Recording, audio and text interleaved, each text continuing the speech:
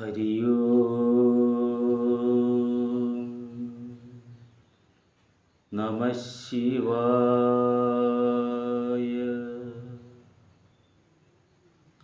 നമസ്കാരം. എല്ലാ സനാതന സാരഥികൾക്കും ശ്രീശങ്കര ഡിവോഷണൽ സെഗ്മെൻറ്റിലേക്ക് എളിയവൻ്റെ വലിയ സ്വാഗതം. നമസ്കാരം. ഇന്ന് ഞാൻ നിങ്ങളുമായി ഷെയർ ചെയ്യാൻ ആഗ്രഹിക്കുന്ന വിഷയം,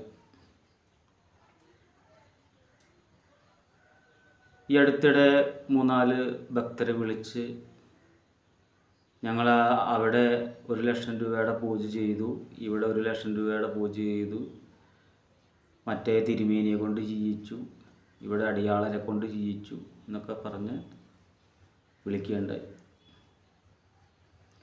കർമ്മത്തിന് ഒരു വിധാനമുണ്ട്. ഞാൻ പല സ്ഥലങ്ങളിൽ കണ്ടുവരുന്നൊരു ക്രിയ, ചെന്നിരിക്കുക ഹോമകുണ്ടത്തിൽ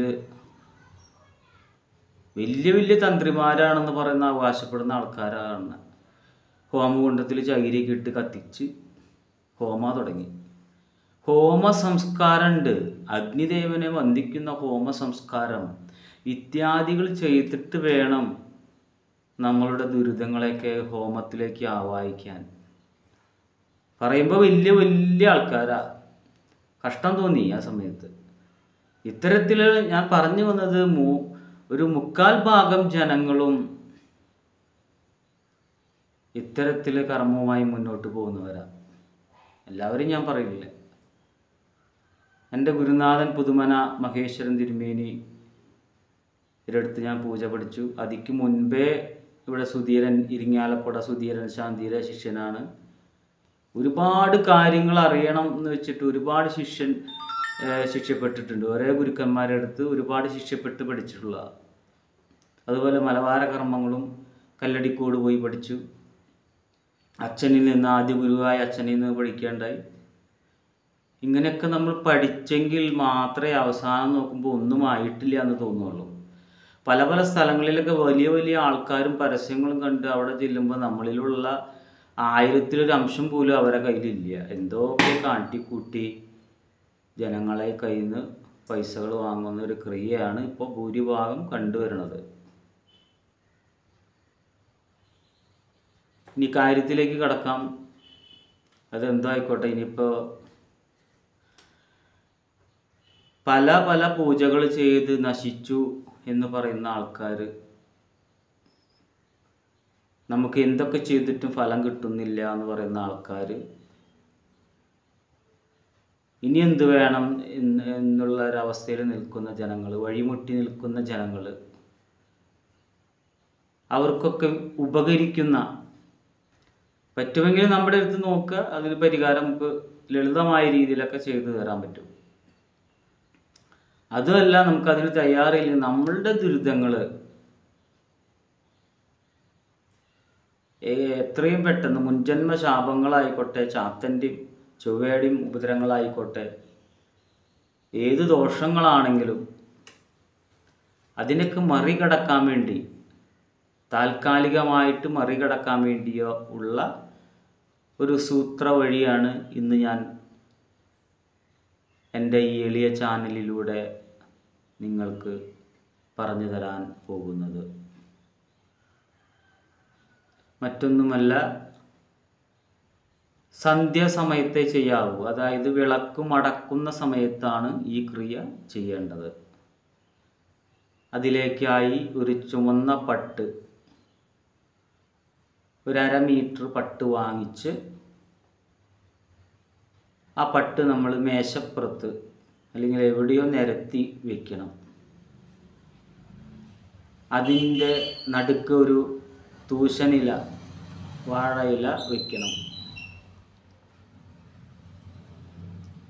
ശേഷം നമ്മൾ ചെയ്യേണ്ടുന്ന കാര്യം,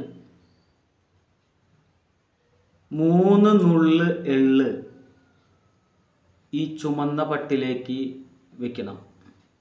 3 നുള്ള്. അത് നമ്മുടെ വീട്ടിലെ എല്ലാവരെയും ഒഴിഞ്ഞുകൊണ്ടായിരിക്കണം. വിളക്കും അടക്കുന്ന സമയത്തായിരിക്കണം, ഒരു 6:30 സമയത്ത് ആയിരിക്കണം, അല്ലെങ്കിൽ 6:45 7 മണിക്ക് ആ സമയത്താണ് ഇത് ചെയ്യേണ്ടത്. അതുകൂടാതെ ഒരു പൊതിയിൽ 12 രൂപ എടുക്കണം. ആ 12 രൂപ നമ്മൾ പൊതിഞ്ഞു വയ്ക്കണം. അഖില ശനീശ്വര ദോഷങ്ങൾ തീരാൻ വേണ്ടി നമ്മളെ വീട്ടിലെ എല്ലാവരെയും ഒഴിഞ്ഞു വയ്ക്കണം. ചാത്തൻ്റെ ഉപദ്രവങ്ങളാണെങ്കിലും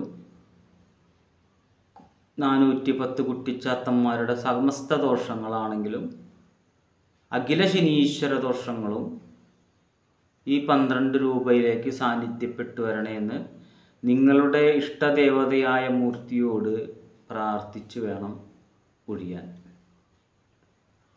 എള്ള് നമ്മൾ ആദ്യം 3 നുള്ള് ഒഴിഞ്ഞു വയ്ക്കാൻ പറഞ്ഞു. അത് ഒഴിയുമ്പോൾ അഖില പ്രേത സാന്നിധ്യങ്ങളും അച്ഛൻ വഴിക്കോ അമ്മ വഴിക്കോ ഇനി സ്ഥലസംബന്ധമായിട്ടോ നമ്മളുടെ ഈ ഭവനത്തിന് ചുറ്റുമുള്ള ഏരിയയിലോ അലഞ്ഞു നടക്കുന്ന പ്രേത സാന്നിധ്യങ്ങളും എന്നിൽ നിന്നും എൻ്റെ കുടുംബത്തിൽ നിന്നും വിട്ടൊഴിഞ്ഞ് പോകണം എന്ന് പ്രാർത്ഥിച്ച് എല്ലാവരെയും ഒഴിഞ്ഞ് 3 നുള്ള് എള്ള് ഈ ചുവലപ്പട്ടിലേക്ക് വെക്കണം. അതിനുശേഷം 12 രൂപ ഒഴിഞ്ഞു വെക്കണം. അതിനുശേഷം 16 രൂപ ഒരു പൊതി കെട്ടി എടുക്കണം. 16 രൂപ എടുത്ത് വീട്ടിലുള്ള എല്ലാ അംഗങ്ങളെയും താഴാദികളെ തൊട്ട് ആദ്യം ഒഴിയണം. ഒഴിഞ്ഞ് അവസാനം ഒഴിയുന്ന ആൾ ഒഴിഞ്ഞു വയ്ക്കണം. 21 തവണയാണ് ഒഴിയേണ്ടത്. ഒഴിയുമ്പോൾ ശാക്തേയ ബാധാദോഷങ്ങൾ, ഭദ്രകാളി സംബന്ധമായ ദോഷങ്ങൾ 64 കാളിമാരെങ്കിലും 72 ഭദ്രകാളിമാരെങ്കിലും കിഴക്കൻ ചൊവ്വ പടിഞ്ഞാറൻ ചൊവ്വ തെക്കൻ ചൊവ്വ വടക്കൻ ചൊവ്വയാണെങ്കിലും കലകശൂലിനി മാരണക്കാളി സ്തംഭനക്കാളി ബാധാദോഷങ്ങളാണെങ്കിലും ഉച്ചാടന കാളിയ ദോഷങ്ങളാണെങ്കിലും വിദ്വേഷണ കാളി ദോഷങ്ങളാണെങ്കിലും ഇതൊക്കെ നിങ്ങൾക്ക് പറയാൻ ബുദ്ധിമുട്ടുണ്ടാവുകയാണെങ്കിൽ അഖില ശാക്തേയ ദോഷം എന്ന് മാത്രം പ്രാർത്ഥിച്ചാൽ മതി. അഖില ശാക്തേയ ദോഷങ്ങളും ഈ 16 രൂപയിലേക്ക് സാന്നിധ്യപ്പെട്ടു വരണം എന്ന് പ്രാർത്ഥിച്ച് നിങ്ങളുടെ ഇഷ്ടമൂർത്തിയായിരിക്കുന്ന ദേവനോട് അല്ലെങ്കിൽ ദേവിയോട് പ്രാർത്ഥിച്ച് ഈ ചുമലപ്പട്ടിലേക്ക് വയ്ക്കുക. അതിനുശേഷം ഒരു വെള്ളിയുടെ ഒരു മണി, അത് നമുക്ക് ഈ സ്വർണ്ണക്കടയിലൊക്കെ വെള്ളിക്കടയിലൊക്കെ വാങ്ങാൻ കിട്ടും. പാദസരത്തിൻ്റെ ഒരു മണി വാങ്ങണം. അതും ഇതിലേക്ക് വയ്ക്കണം. അത് വയ്ക്കുമ്പോൾ ഏതെങ്കിലും തരത്തിലുള്ള ബാധാദോഷങ്ങളും ബന്ധനങ്ങളും 6 തരത്തിലുള്ള ഷഡ്കർമ്മദോഷങ്ങളാണെങ്കിലും ഒഴിഞ്ഞ് ഈ വെള്ളിയിലേക്ക് സാന്നിധ്യം വരണമെന്ന് പ്രാർത്ഥിച്ച് കൊണ്ടായിരിക്കണം. അതിനുശേഷം അരിയും നെല്ലും കൂട്ടിയെടുക്കണം. ചെത്തിപ്പൂവ് കൂട്ടിപ്പിടിച്ച് ശൈവ വൈഷ്ണവ ശാക്തേയ ബാധാദോഷങ്ങൾ എന്താണെങ്കിലും ഒഴിഞ്ഞ് ഇതിലേക്ക് വരണം എന്ന് പ്രാർത്ഥിച്ച് ഒഴിയണം. അതിനുശേഷം സ്വർണം, നമുക്ക് പൂജാ സ്റ്റോഴ്സിലൊക്കെ കനം കുറഞ്ഞ് ഒരു 100-400 രൂപ കൊടുത്താൽ കിട്ടുന്ന ഒരു സ്വർണം പൊട്ട്, ദേവിക്ക് തൊടാനുള്ള പൊട്ട് എന്ന സങ്കല്പത്തിൽ ഒരു കനം കുറഞ്ഞ സ്വർണത്തിൻ്റെ കിട്ടും. ഒറിജിനൽ സ്വർണം തന്നെ ആയിരിക്കണം. ഇപ്പോൾ ചെമ്പ് പ്ലേറ്റ് ചെയ്തിട്ടൊക്കെ വരുന്നുണ്ട്, അത് വേണ്ട. നല്ല ഒറിജിനൽ സ്വർണം 100-400 രൂപ കൊടുത്താൽ ഒരു പൊട്ട് കിട്ടും. അത് നമ്മളെടുത്ത് സമസ്ത ബാധാദോഷങ്ങളും ഒഴിയണമെന്ന് പ്രാർത്ഥിച്ച് നമ്മൾ ഈ പട്ടിലേക്ക് വെക്കണം. അപ്പോൾ എന്തൊക്കെ പറഞ്ഞു? എള്ള്, അരിയും നെല്ലും 12 രൂപ, 16 രൂപ, സ്വർണം, വെള്ളി, ഇങ്ങനെ 6 കൂട്ടങ്ങൾ നമ്മൾ ഇതിൽ വെച്ചു.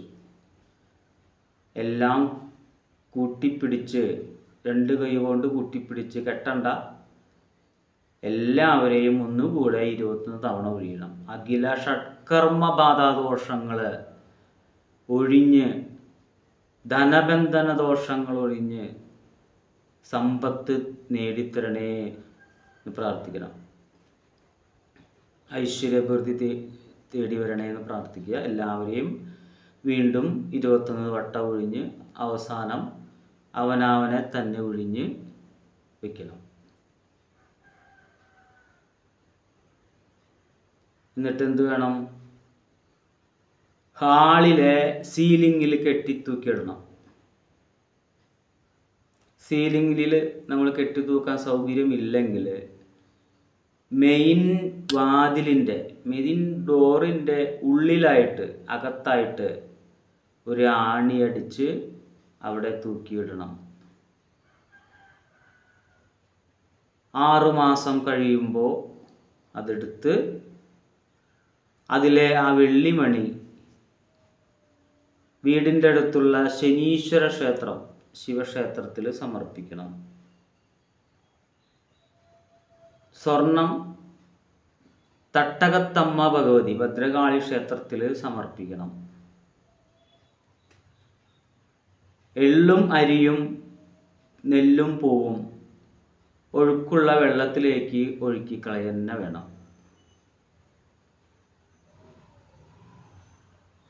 സ്വർണം തട്ടകത്തമ്മ ഭദ്രകാളി ക്ഷേത്രത്തിലേക്ക് ഭണ്ഡാരത്തിൽ സമർപ്പിക്കുക.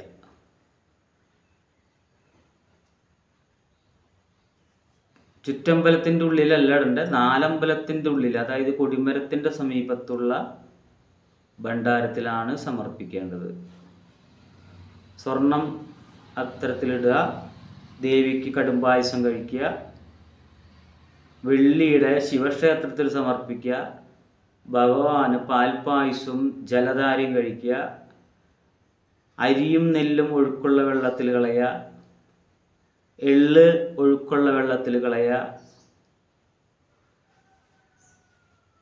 ശേഷം ഈ 12 രൂപ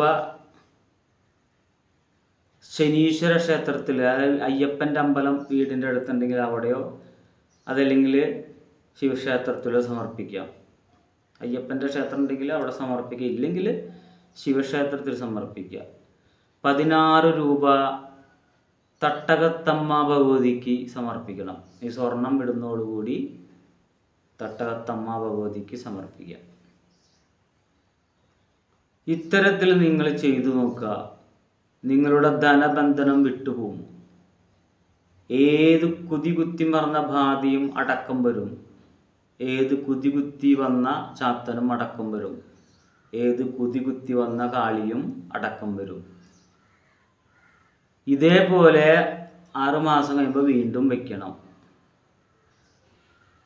അങ്ങനെ തുടർന്നു പോകണം. എങ്കിൽ നമുക്ക് മാറ്റം വരും നിങ്ങൾക്ക്. അപ്പോൾ നിങ്ങൾക്ക് വിശ്വാസമായതിന് ശേഷം നമ്മളെ വിളിച്ചാൽ മതി. അതിനെന്താണ് ശാശ്വതമായ രീതി എന്നുള്ളത് നല്ല രീതിയിൽ തീർക്കാൻ പറ്റും. ഈ കർമ്മം നിങ്ങൾ ചെയ്തു, എല്ലാ കടങ്ങളും നിങ്ങളുടെ വീടും, എല്ലാ ഉപദ്രവങ്ങളും നിങ്ങളുടെ തീരും. ഇത് ഗുരുവിനാണ്, അച്ഛനാണ് സത്യം, ഗുരുക്കന്മാരുടെ വാമൊഴി. കാലങ്ങളോളം നടന്ന് ഗുരുക്കന്മാരുടെ അനുഗ്രഹത്താൽ എനിക്ക് കിട്ടിയ ഈ അറിവുകൾ ഒരൊറ്റ ദിവസം കൊണ്ട് ഞാൻ നിങ്ങൾക്ക് പറഞ്ഞു തരികയാണ്. ആ സ്നേഹം നിങ്ങൾ തിരിച്ചു തരാൻ ആഗ്രഹിക്കുന്നുവെങ്കിൽ ഈ ചാനൽ മറ്റുള്ളവർക്ക് സബ്സ്ക്രൈബ് ചെയ്യാൻ വേണ്ടി പറയുക, ലൈക്ക് ചെയ്യുക, നിങ്ങളും സബ്സ്ക്രൈബ് ചെയ്യുക. മറ്റൊരറിവുമായി നിങ്ങളുടെ മുന്നിലേക്ക് വരുന്നത് വരെ ഭഗവതിയുടെ നാമത്തിൽ നന്ദി, നമസ്കാരം. ഹരി ഓം നമഃ ശിവായ.